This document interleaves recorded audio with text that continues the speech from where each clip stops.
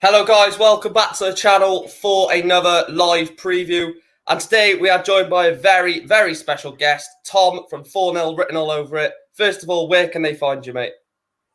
You can find me on this same platform as you, Mike. We're on YouTube doing a pretty similar thing to you guys over at let me start that again. Pretty similar to what you do for Newport, we do for Pompey, and we enjoy it. We've just literally last night ticked over to 11,000, which is great.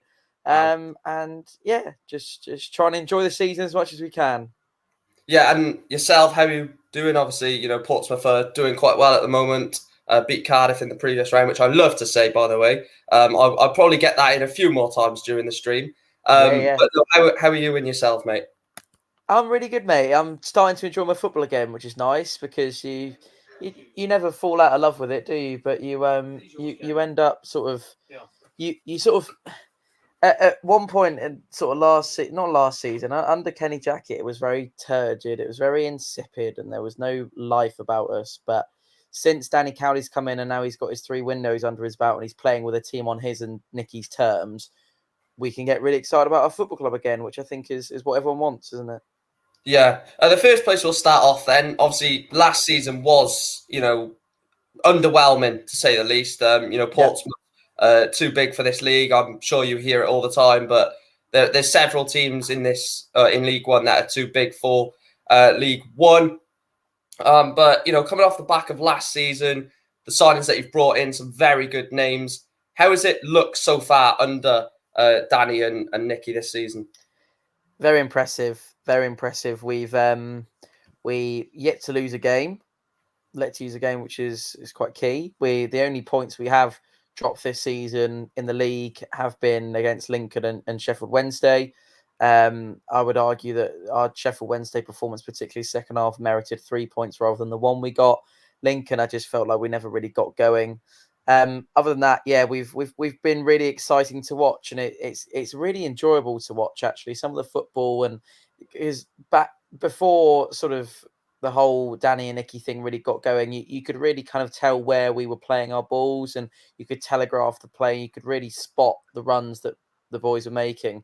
Now it almost surprises our own supporters with how much talent and how well we play, and the routines and the the free kick routines and work on set pieces and bits like that are just really refreshing to watch and really sometimes really surprising. So I think the thing is with this kind of competition, it gives us a good opportunity to make a bit of headway in a domestic cup, which is quite a nice thing to be able to have. But also I think you'd be able to rotate the squad that we have. It's been a long time since we've had a squad with the amount of depth that we do have, and we have cover, if not 2 sets of cover in pretty much every position on the pitch. So it's going to be an enjoyable night for us. There's nothing riding on it. I know we don't really care about the EFL Cup too much, and I'm sure you boys are feeling the same in your hopes for promotion this season. But we're having a good time of it. We've just got to keep it going, and I think we're starting to build something really special, Mike. Yeah, touching on that first round tie game, obviously in the Carabao Cup, we knocked out Luton Town at Kenilworth Road. Exciting one, wasn't it? It was an exciting one. Yeah, that was. I'm not gonna lie. That was probably one of the best vlogs I've done so far. It was just unreal. They score, we equalise 6 minutes later. They score, we equalise 2 minutes later, and then we win it at the end. Crazy game. But forget about that. You beat Cardiff City down the road. They've also lost today as well, which is brilliant. But no, you beat Cardiff City 3-0 at the Cardiff City Stadium. Just talk to me about that game, because I was obviously at Luton looking at the scores. I was like, what? Cardiff 0, Portsmouth 3? What's happening here? I know you don't like them, but to be fair, they did make 10 changes, Cardiff.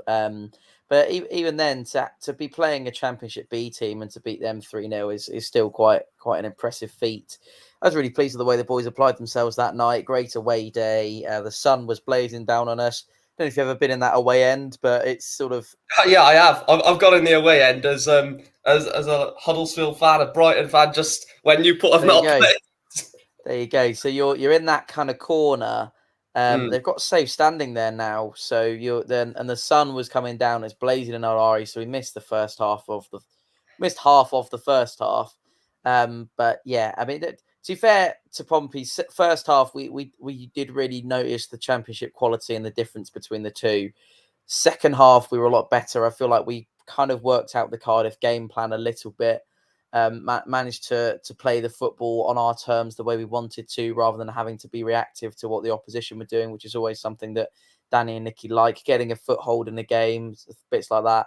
And yeah, I mean, there's one goal that I went a little bit crazy on Twitter for, because I made a bit of a funny noise before it went in. It was the Joe Pigott one. He scuffed it, and I sort of went, oh, and then yeah, and then and then eventually it got in. The only reason why I made the noise is because it just took so long to go in. He's kind of kicked it from the bottom of his boot rather than the inside. But anyway, it doesn't matter too much. Impressive. Gives some of the younger boys some time on the pitch, which is important, and get some confidence in some legs. And I'd really like Dane Scarlett to score his first one at Newport on Tuesday night. I think it's a good game to get him off the mark. And I mentioned before we went live that Joe Morrell could be coming back into the side as well. I think that'd be a nice one to bed him in for. So all positive stuff, Mike.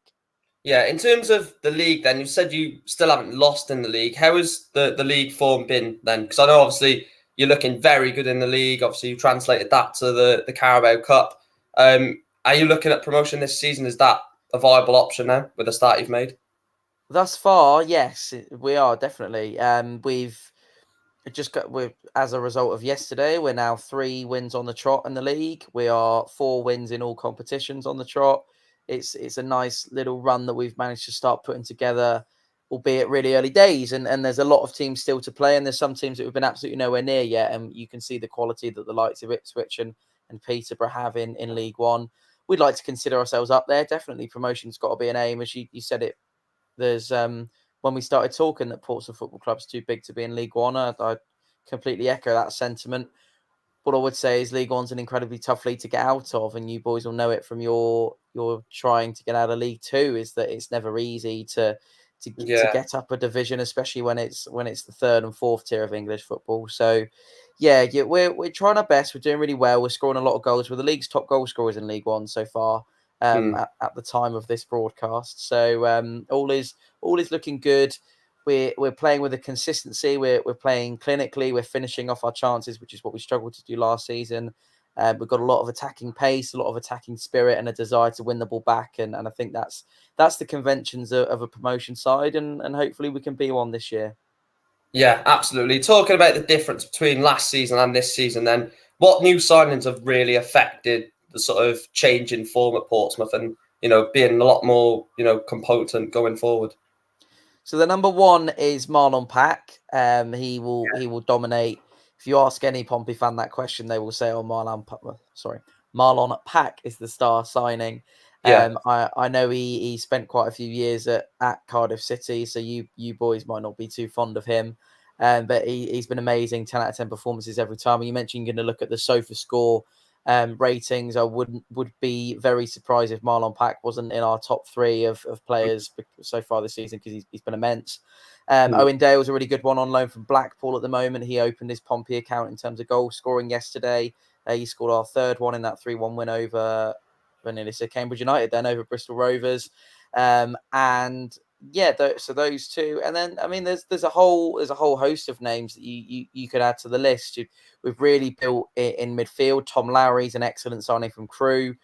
He's a young, nippy. We call him Mini Esther as a nickname. He's got that kind of quality about him.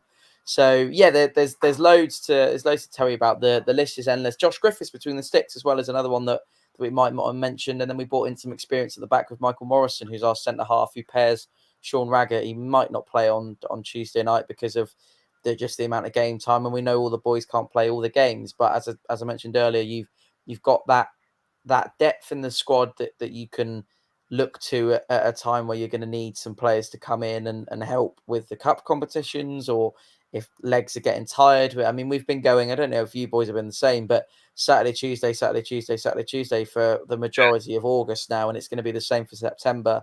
In the most part, so we've got quite a lot of games to play. Well, sorry, what was that, mate? Annoyingly, you've got the Papa John's trophy as well, which is a pointless competition. Yeah, I mean we've got Crawley Town away in that one as well, which is a real rubbish Yeah, we've got one. I mean, it's like yeah, exactly, rubbish, aren't they? So it's just an added game that you don't really need. But yeah, so that we've got that in. You're quite right. I think is that that's still in August, isn't it? Is that right at the end of August? this game. Last We've got the game at the weekend on the Saturday, and then we've got a game on the next 30th. Tuesday. Yeah, Yeah, so so it's just that's schedule wise, it's not great, is it? But other than that, mate, all is well. All is well. yeah. Obviously, I looked at the side that he played at the weekend, and the main sort of signings that I looked. Well, the main signing that I looked was you could say players like Bishop or Pack, but I actually looked at Michael Morrison at the back. I think that's a fantastic signing from Reading. He experienced, has played at a high level at the Championship, was in that Reading side that nearly got to the playoffs. And he's, a lot of your players have dropped down from the Championship, which for Pompey fans is very pleasing. But going into Tuesday night's game, obviously we finally got our first win of the league season.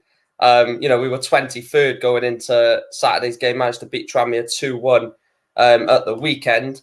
But in terms of the side that is going to play against Newport on Tuesday, well, I won't ask you for your prediction yet, but what's the sort of key player that will play in the game on Tuesday? And then I'll ask you for your lineup. Yeah. Oh, you asked me for the lineup, crikey, because that could be absolutely anything. The lineup that I would go for, I can give you. That's not a Yeah, problem. yeah, So key player will. I mean, if Marlon Pack plays, he's always the difference maker in the centre of the park. I like that you spotted Michael Morrison. As I said to you, he's a very wise head, and he's got a lot of EFL match experience in him, and as yeah, you mentioned, the championship experience is gold dust to us, and it means that we have the pedigree and the knowledge and the know-how of how to try and get out of this league, which is really important. If I was going to give you a key player, I'd probably go Colby Bishop if it was just a mixture of Colby Bishop and Joe Pigott, depending on which way Danny flips his coin in terms of who plays that number 9 role. I know Colby's on number 9 and then Joe's the 10, but they kind of operate in a similar kind of way. Sometimes they do feed off each other, so it might be that he plays them both. But Joe Pigott scored the penalty.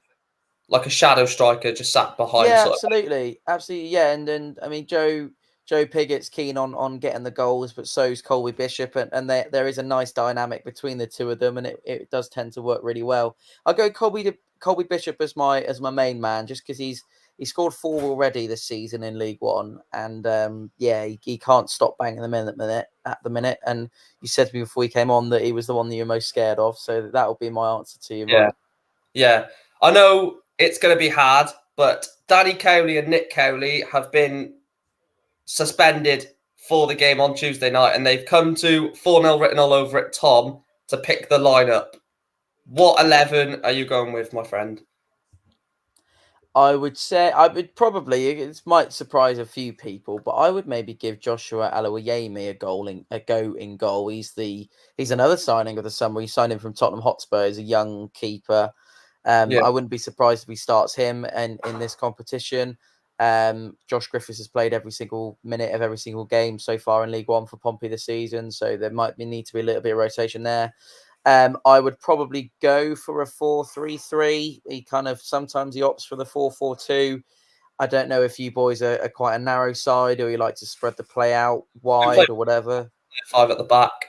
Okay, Play so with obviously, yeah. I don't know how that would kind of marry up. I'm sure Danny and Nicky will do their homework on it. But if they were suspended, it would be left back Connor Ogilvie. I'd have Raggett and Morrison, or I would have Raggett and Clark Robertson. Centre backs would be probably my preference. Yeah. On the right hand side, I'd like to see Zach Swanson start. He played in the game at Cardiff City. At the minute, our first choice is Joe Rafferty in the league. He almost gave away a penalty yesterday.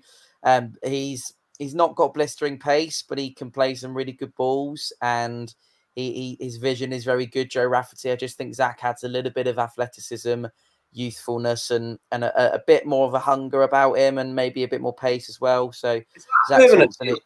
I know he was at Arsenal. Is that a loan from Arsenal, or is it? Oh, now you're asking me. I would imagine it's a loan. I think it Yeah. is a loan. I'd have to check that, but my gut feeling is it is a loan. And then centre of midfield, you probably have Michael Jacobs out on the left hand side. I don't know if he'll play. I think he came on. No, he came on Tuesday night after coming off the bench. You see, this is the problem with so much strength and depth is that you God, I wish we had this. exactly. You're just like who do we have on at the time? As I said, Joe Morrell, whether he'll start or not, I think he will definitely feature because he needs a bit of match time in his legs, and this is the perfect opportunity for him to get that. Louis Thompson suffered a really bad injury on yesterday. It's a bit of a leg breaker challenge from one of the Bristol Rovers players. Would you believe it? I think it was Glenn Whelan, who's one of their most experienced boys. But it's what you expect from a Joey Barton team, isn't it? That's actually good news that Thompson may be out, because he's another one in the middle of the park that I've seen as a threat. He was obviously at MK Dons, and when he played against us for MK Dons, he ripped us apart. So I'd be very surprised if he does play, because it was a bit of a leg breaker one, and he went to hospital, and there's not been an update yet. But I think he will be out for quite some time. So we'll see how that one goes. But then you've got the option of Pack. You've got Tunnicliffe, who hasn't been featured for a couple of weeks. Yeah. I don't think he's really featured at all this season thus far. And then you got Joe Morrell and then Tom Lowry. So there's a couple of options that you go for on that midfield pairing. I would imagine Ronan Curtis will be featured somewhere, probably on the right-hand side, trying to drive the ball forward. He's one that can play all over the shop, but I think he's probably better on the right-hand side. And then up top, I'll probably go Dane Scarlett to start, because I think he will. And then alongside Joe Pigott, with the view to get Colby Bishop on the pitch and bang in the fourth for the 4-0 written all over it win. There you go. That's my lineup for you. You have to get that in at some point. I know, obviously, you may not know a lot about Newport County, but if you do, is there any players that you potentially see as a threat? Oh, my word. I'll be honest, I know absolutely nothing. You tell me. Well, I'm sure you tell me later on as well. Yeah, Omar Bogle. A lot of people when we signed him. Yeah, a lot of people when we signed him, he's lazy, doesn't chase anything. His attitude stinks. He scored 3 and 3 at the moment. Scored the winning penalty yesterday. And a new signing we signed from West Ham as well, Thierry Nevers. West Ham fans said they're gutted that he's gone to League Two, because he should be playing in the Championship. West Ham under-21 striker. He had his debut yesterday. He only signed for us, I think it was Thursday, and then he was straight in the team on Saturday. So a decent player there. But yeah, I am actually nervous for it. Now is the big time. I'm going to ask you for your match prediction for this game. Newport County, Portsmouth, Carabao Cup second round, potentially a big Premier League team in the wake if one of us win this. Well, one of us will win it. What is your prediction for this game, Tom? I was about to say 4-0 written all over it to you, Mike, but I won't say that. I will go with the same as last time. I'll go for a 3-0 win. 3-0. Same as the first round. Look, I've gone for. Look, I know people. I know that my mates are going to give it to us. Go on. I reckon we'll win on pens. I think we'll beat you on penalties. I just don't think. I'm going to be totally honest. I'm not going to be biased. I just don't think we're good enough to beat you in 90. I think we're going to have to, sort of result ourselves to a draw basically, and sort of sit back a lot. Defend well. I think what we've done a lot this season is not defend well. Awful from set pieces. Don't know what you're like from set pieces. I know you mentioned that you've got a good routine from them, but and by the way, we do score a lot of own goals. So your goal tomorrow will probably Tuesday night will probably be an own goal, because I think we've scored 2 in our last 2 and 4 all season, which is stupid.